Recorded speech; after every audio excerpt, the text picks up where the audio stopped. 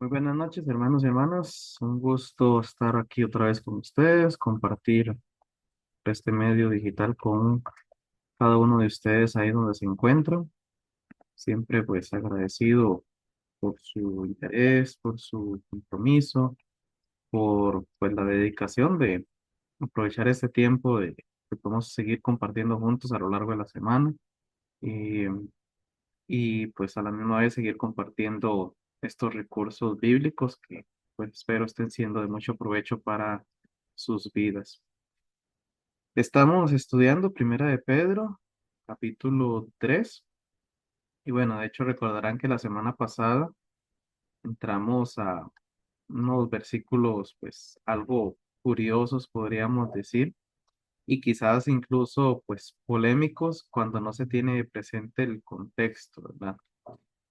Estábamos viendo en el capítulo 3 versículo 19, también el 20, en cuanto a, hablando Pedro, en cuanto a lo que Jesús hizo cuando murió. Recuerdan que hablábamos de que él se identificó en todo, incluso pues por lo menos a lo que Pedro nos dice, porque no tenemos más fuentes pues, de ello, pero por lo menos Pedro nos dice de que Jesús incluso se identificó en el hecho de que cuando murió, pues había un alma de vida, un aliento de vida que dejó su cuerpo y quedó en la tumba, pero que como sabemos regresó a, a la tumba para resucitar.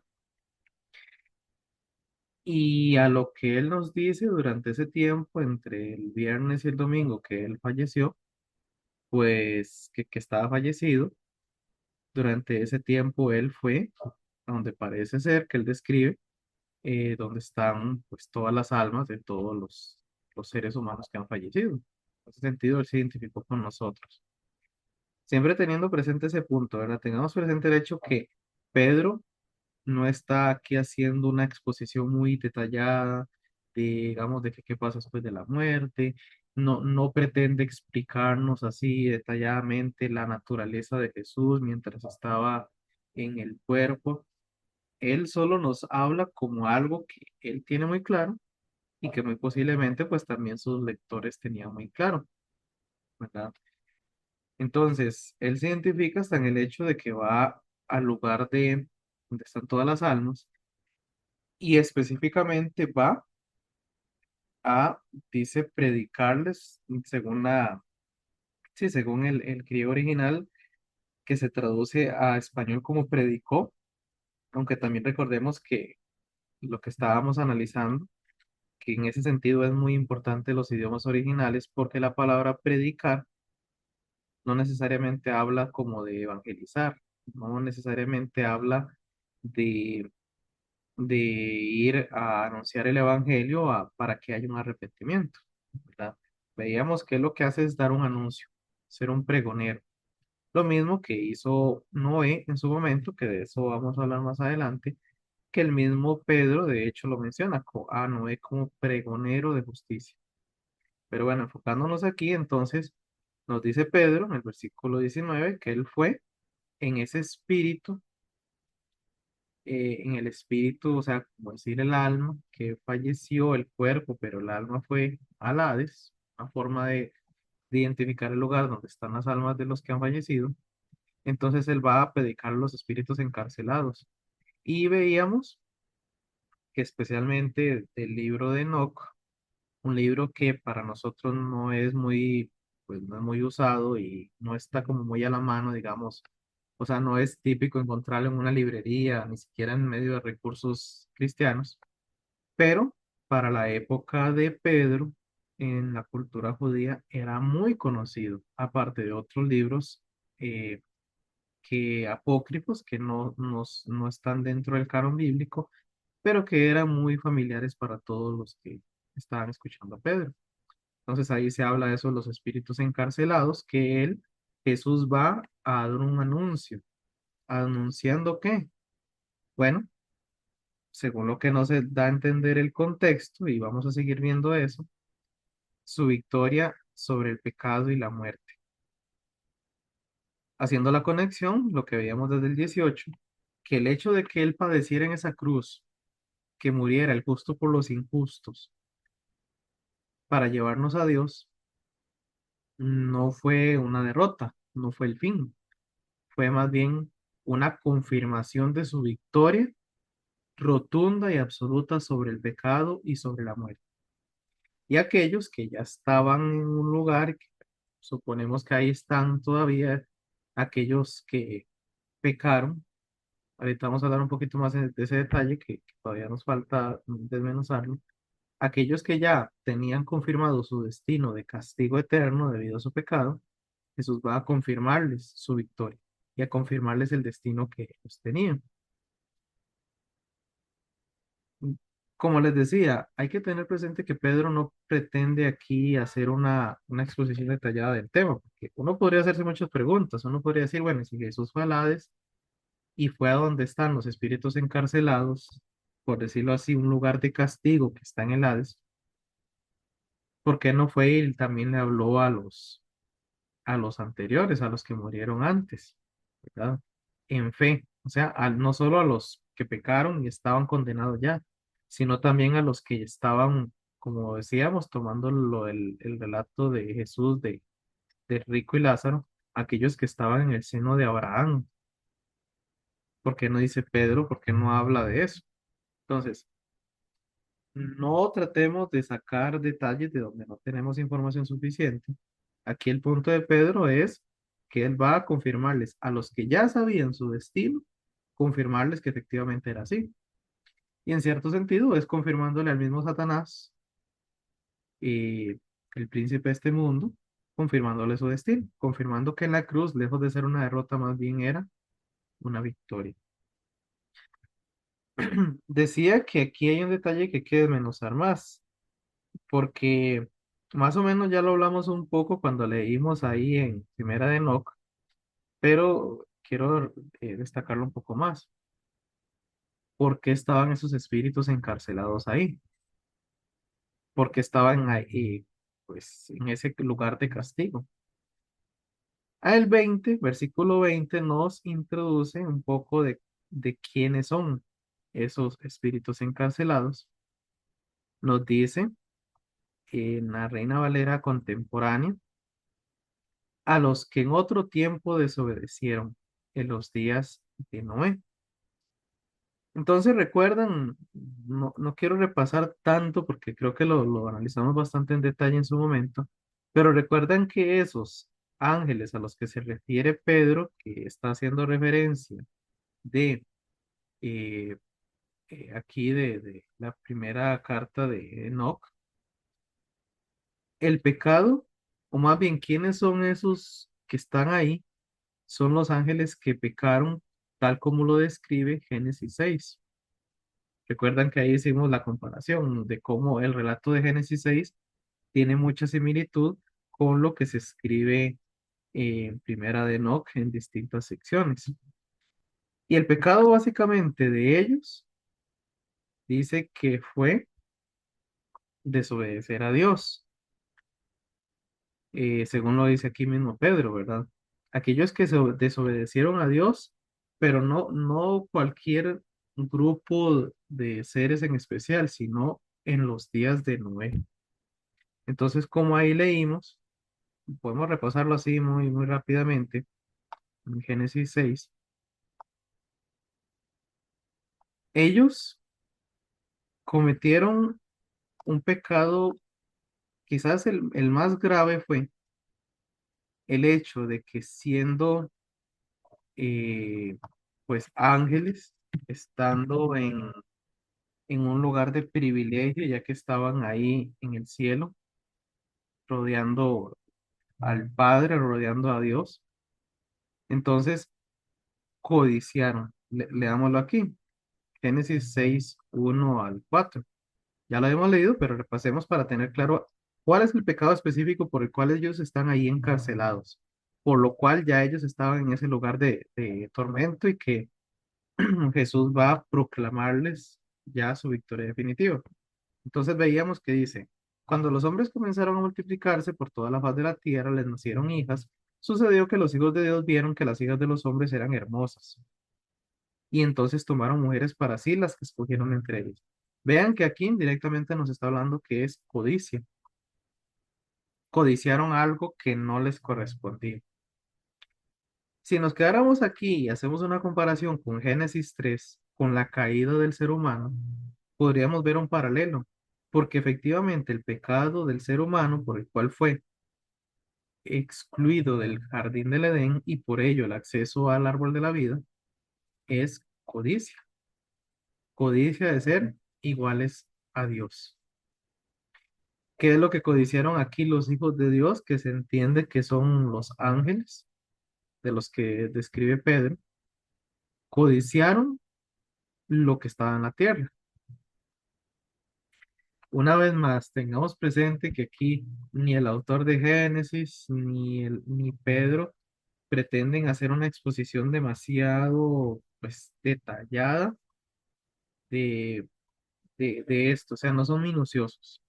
Ellos solo están dando por sentado que quienes los están leyendo en el primer siglo, esto sí lo tienen claro. Entonces, lo que podemos saber nosotros es, no sabemos por qué codiciaron a esas mujeres, no sabemos incluso si los ángeles pues tienen deseos carnales, por decirlo así, aunque se entiende que son espíritus. No sabemos eh, si había un doble propósito.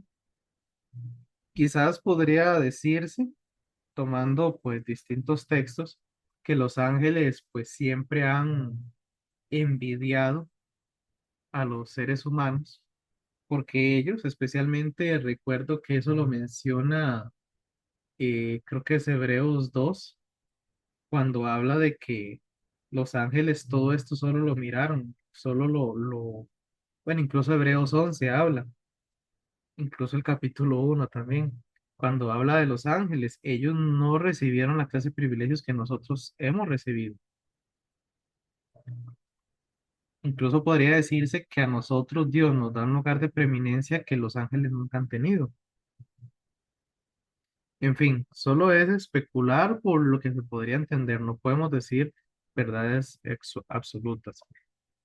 Lo que sí sabemos entonces, por lo menos Pedro se refiere a que aquellos que están ahí en ese lugar de encadenados, encarcelados, codiciaron las mujeres de los seres humanos de alguna forma que no sabemos, se materializaron porque dice que tuvieron hijos con ellas.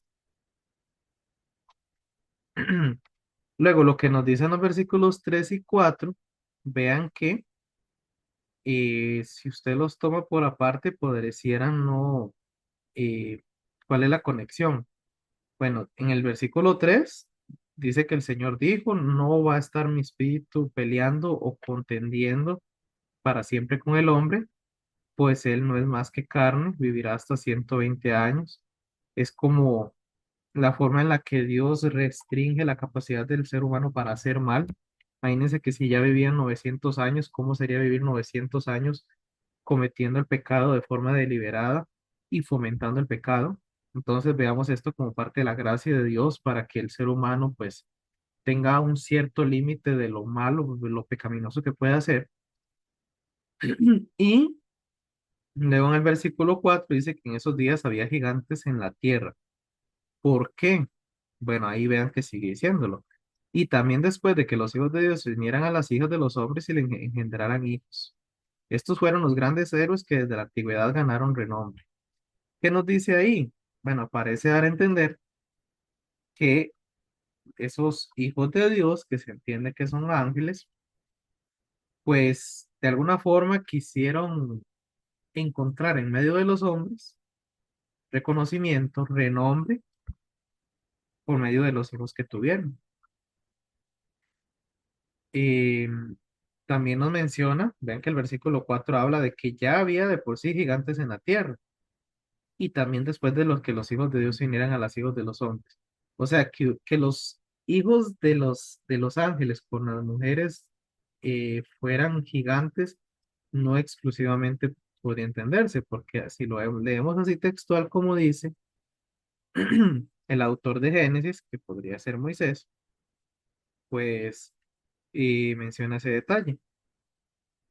Habían gigantes antes y después de que los hijos de Dios descendieran a la tierra. En fin, aquí no es algo confuso poder entender el proceso, poder entender. qué tiene que ver lo de los ángeles con los gigantes, por ejemplo. Podría, permítame ver en otra versión por si nos agrega algún detalle ahí. Dice el versículo 4 que en la nueva versión internacional, al unirse los hijos de Dios con las hijas de los seres humanos y tener hijos con ellas, nacieron gigantes que fueron los famosos héroes de antaño. Ven que aquí sí, esta editorial de la nueva versión internacional se da la libertad de atribuirle los gigantes a esa unión de los hijos de Dios con los seres humanos. Pero vean qué interesante de que tampoco utiliza la palabra ángeles. A veces se le ha llamado los hijos de Dios a los ángeles, pero también se le llaman hijos de Dios a los seres humanos en otro contexto, ¿verdad? Por eso es que no es tan simple entenderlo y menos aún en el hebreo que fue escrito Génesis, que era un idioma bastante complejo. Veamos también la versión, la nueva traducción viviente. Dice que en esos días y durante algún tiempo después vivían en la tierra gigantes nefilitas. Los nefilín es la forma de entender estos gigantes que habla aquí. Pues siempre que los hijos de Dios tenían relaciones sexuales con las mujeres, ellas daban a luz hijos que luego se convirtieron en esos héroes y en los famosos guerreros de la antigüedad. Ven que también aquí la nueva traducción viviente como que dice, atribuye a su forma de interpretar el hebreo que eran hijos de que los gigantes eran hijos de esa unión de ángeles y de mujeres. No sabemos, pues no es una afirmación rotunda que se pueda hacer. La traducción lenguaje actual hace lo mismo. ¿Ven? Los hijos de Dios tuvieron hijos con las mujeres de este mundo que fueron los gigantes de los tiempos antiguos. Y estos llegaron a ser guerreros muy fuertes y famosos. Independientemente de la interpretación, sea que efectivamente sí salieran esos gigantes. Creo que independientemente de que sean gigantes, el problema fue lo que dice aquí, volviendo a la Reina Valera contemporánea. Fueron grandes héroes que desde la antigüedad ganaron renombre. Y eso es algo, esa búsqueda de renombre es algo que a Dios no le agrada. Cuando el ser humano quiere ser igual a él. Recordamos Génesis 3. Otro ejemplo muy gráfico, la Torre de Babel, ahí en Génesis 11. ¿Qué es lo que buscaban con esa torre? Hacerse de nombre, hacerse famosos, hacerse reconocidos. Ven, esa siempre esa tendencia de querer tomar el lugar de Dios. ¿Qué provoca esto ahí en el tiempo de Noé? Dice que el Señor vio que era mucha la maldad de los hombres en la tierra y que todos los planes y pensamientos de su corazón eran siempre los de hacer solo el mal. Ahí es donde está el problema. Que de alguna forma los hijos de Dios, los ángeles que descendieron a la tierra a tener hijos con las mujeres, con las hijas de los hombres, pues pareciera que tuvieran la intención con ello de lograr lo que desde su posición de ángeles no podían tener, lo que mencioné antes de que los ángeles pues, admiran el privilegio que tienen los seres humanos. Eso nos dice mucho a nosotros, ¿verdad? Que los ángeles, pues, esos ángeles se dejaron llevar por la tentación, no sabemos si provocados de alguna forma por Satanás, y descendieron a la tierra, buscaron renombre e hicieron que la maldad, o sea, provocaron que ya de por sí había maldad en la tierra, pero por medio de fomentar esa codicia, esa soberbia, esa búsqueda de renombre, hicieron que la maldad del ser humano se volviera aún más intensa. Al punto que dice, el autor de Génesis, ¿verdad? Dice que en el versículo 5 que todos sus planes y pensamientos en el corazón eran siempre los de hacer el mal. Y eso a que llevó a un punto en el cual dijo Dios, dice que a Dios le pesó haber hecho al hombre en la tierra. Le dolió mucho en el corazón. Así que, por lo menos con la evidencia que tenemos, También por ahí leíamos en Primera de Enoc la vez pasada, no sé si recuerdan que había una sección que decía que tras de todos estos ángeles, cuando descienden a la tierra y los hijos que empiezan a tener, empiezan a enseñarle a los seres humanos a usar herramientas, instrumentos, armas, a crear armas. Entonces, bueno, de hecho, vamos a leer, verlo ahí directamente otra vez para ver eso también, porque es importante tener presente cuál era el pecado de ellos. Y bueno, aquí lo pueden ver. Esta es una versión un poco más resumida de Enoch, pero aquí está el capítulo 8. Entonces, pueden ver aquí capítulo 8. Aquí está el versículo 1, dice, y Asael, uno de los ángeles que descendió a la tierra, enseñó a los hombres a fabricar espadas de hierro, corazas de cobre, y les mostró cómo se extrae y se trabaja el oro hasta dejarlo listo, y en lo que respecta a la plata, repujarla para brazaletes y adornos. A las mujeres les enseñó el maquillaje, el antimonio, las piedras preciosas, las tinturas, y entonces creció mucho la impiedad y ellos tomaron los caminos equivocados y llegaron a corromperse en todas las formas. Vean que otro dice que enseñó encantamientos, cortar raíces, romper hechizos, brujería, magia. Ven, ahí está. Entonces, esta es la razón por la cual fueron castigados de esa manera. Por lo menos, según la tradición judía, eso fue lo que pasó y eso fue lo que fomentó el pecado en la tierra. ¿Fue así o no fue así? Bueno, no tenemos como una información totalmente completa. Eh, no tenemos el detalle, digamos, de que de verdad haya ocurrido esto. Ya estamos hablando de otro tema que es polémico, ¿verdad? Cómo interpretar, pues, Génesis y cómo interpretar esas narraciones. No es el tema de específico de este momento, de este estudio, ¿verdad? A lo que voy es que si estaban ahí esos espíritus es porque el pecado que habían hecho era grave. ¿Y cuál era el pecado? Soberbia, arrogancia, desobedecer a Dios, renunciar a Dios como rey y más bien querer asumir su lugar y fomentar el pecado de diversas maneras, todas las formas que fuera posible. Algo similar, y ahí es donde yo quería ir, similar a lo que el ser humano ha hecho, ¿cierto o no? Lo describe ahí Pablo en Romanos 1, desde el 21 en adelante, que se crea sus propios dioses, que fomenta el pecado y empieza a crear toda clase de distintas formas de pecar. Y entonces, ¿cuál es el punto que quiero destacar en esto? Vean que mientras a esos ángeles que pecaron, fomentando el pecado, y hicieron lo que hicieron, no se les dio oportunidad, ahí están encarcelados, por lo menos según la tradición judía, al ser humano sí le da una oportunidad. ¿Lo notan?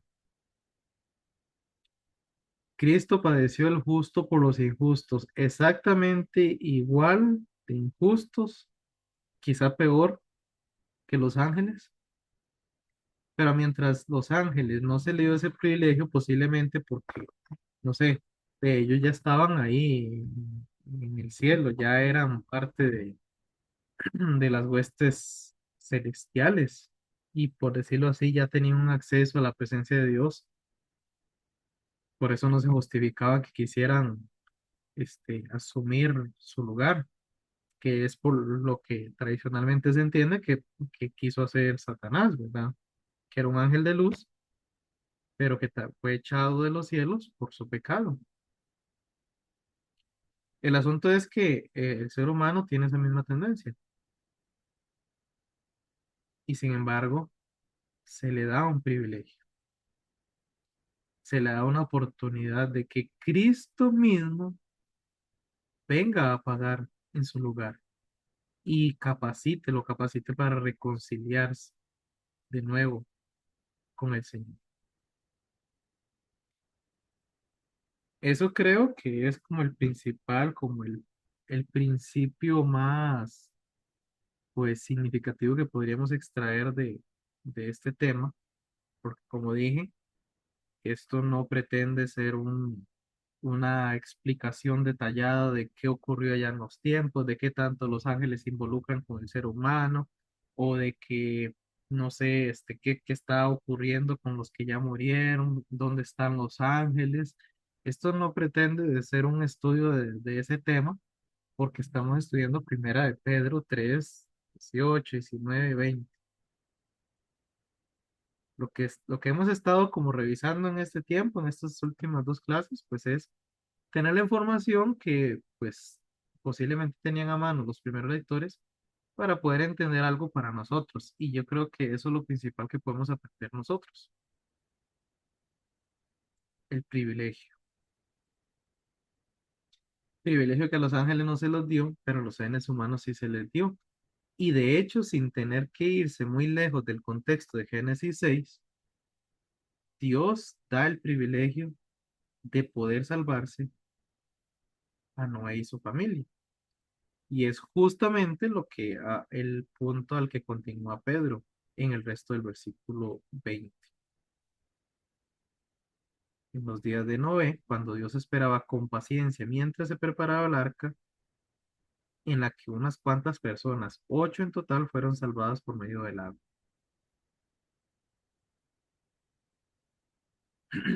Entonces, volviendo a la secuencia, Cristo padeció una sola vez por los pecados, el justo por los injustos, para llevarnos a Dios. En el cuerpo ciertamente murió, pero en el espíritu fue vivificado, y fue en el espíritu también que él fue y predicó a los espíritus encarcelados que están encarcelados desde los tiempos de Noé cuando desobedecieron. Mientras Noé preparaba el arca y Dios esperaba con paciencia. ¿Por qué esperaba con paciencia? Bueno, ya lo vimos en Génesis 6. La maldad del ser humano era extrema, pero aún así Dios con paciencia esperó mientras se preparaba el arca. ¿Para que unas cuantas personas, de todos los que quizás en ese momento ya vivían, pero que únicamente todo su deseo era pecado, para que unos cuantos se salvaran? 8 en total. Pero bueno, este tema de Noé creo que mejor lo vamos a dejar para el día de mañana para verlo pues en específico en ese detalle. Por el momento, bueno, espero que lo que estuvimos analizando aquí eh, fuera suficiente para poder tener por lo menos una idea. No fuimos demasiado meticulosos, pero por lo menos pues saber a quiénes se les fue a predicarles Jesús y también por qué quiso ir a predicarles, quiso ir a pregonar su victoria sobre el pecado y la muerte,